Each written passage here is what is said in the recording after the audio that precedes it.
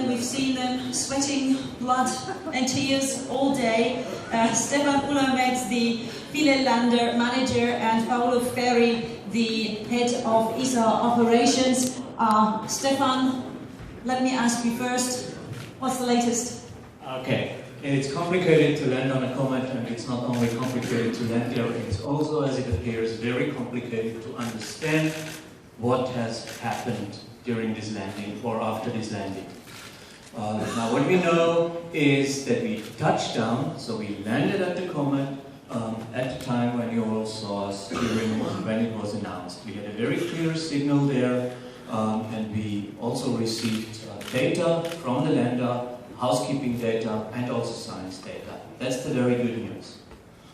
Not so good news is that the anchoring harpoons apparently did not find. So the lander is not anchored to the surface. Now we started to think about what could be the situation. Did we just land in a soft sandbox and everything is fine, although we are not anchored and the ABS did not fire?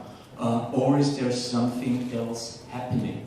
And we looked into the data, and indeed it's interesting, and we still do not fully understand what has happened. So whatever I'm telling you now is a little bit of speculation, so maybe you take this home overnight and think about it, and maybe you come up with another good idea by tomorrow morning.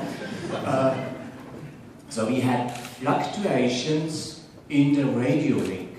Not perfectly regular, but some kind of fluctuations. The signal always came back again, immediately, and we were we were always again receiving data, also science data, from the lander. I have to say we have very good data already. The COSAC and Ptolemy people are very happy. Wallis got nice images which will soon be released, as I suppose. So this instrument worked very nicely. Also Sesam worked very nicely. Mupus, we got some data. So we have plenty of data. Some of these data, also OMA, indicated that the lander may have lifted off again.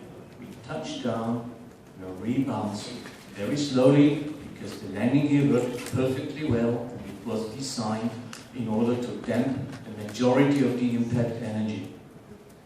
What we saw in the coming about 2 hours was fluctuation not only in the RF link, but also on the solar generator, which could be interpreted, again, don't cite me, that's what it is. It could be interpreted that the lander lifted off and started to turn itself because the flywheel was switched off at touchdown, so the lander would start to turn. About 2 hours later, this information of turning on the power generator stopped. We still got radio link, we still get science data from there. So maybe today we didn't just land once, we even landed twice.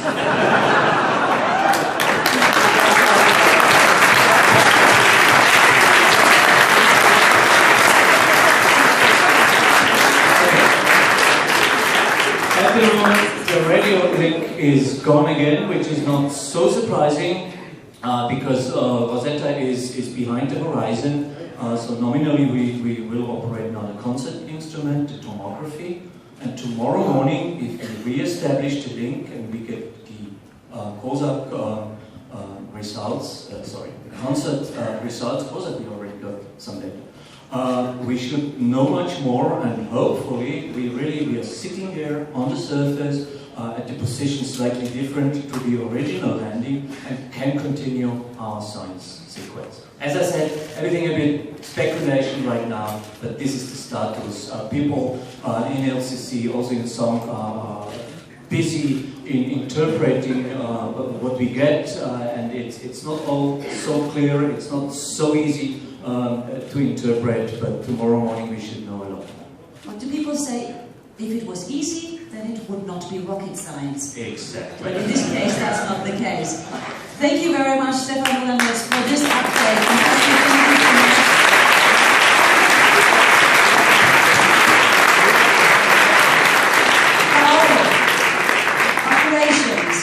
Right, so what else can I say from the the ESOC side, these guys are very busy analyzing the telemetry. We just left a meeting where jointly the people in the 3 control centers were exchanging information to come to solid conclusions on all the speculations that Stefan was mentioning. On the ESOC side, I can say we have all good indications, although not an exact number now, of a very precise first landing. Also, we used, well, not we, but the camera teams used the Rollis images to confirm that we landed very, very close to the original planned center of our big error ellipse. So the error ellipse was eventually, the real error was much smaller than the error ellipse. That we can state, we will be more precise. I think some people have already the exact coordinates of the first landing.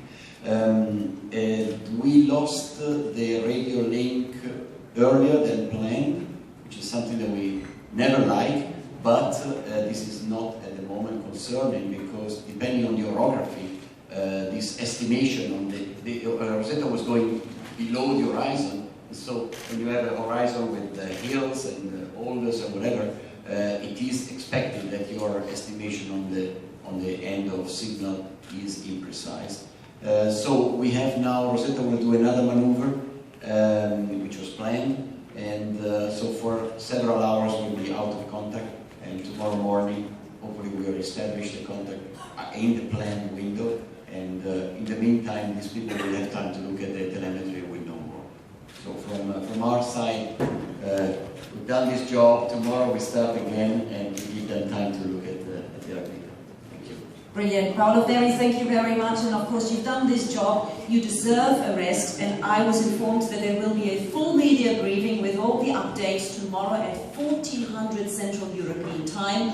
So that should give you a few more hours to figure out what's going on. But right now, thank you so much for the update. We know so much more now.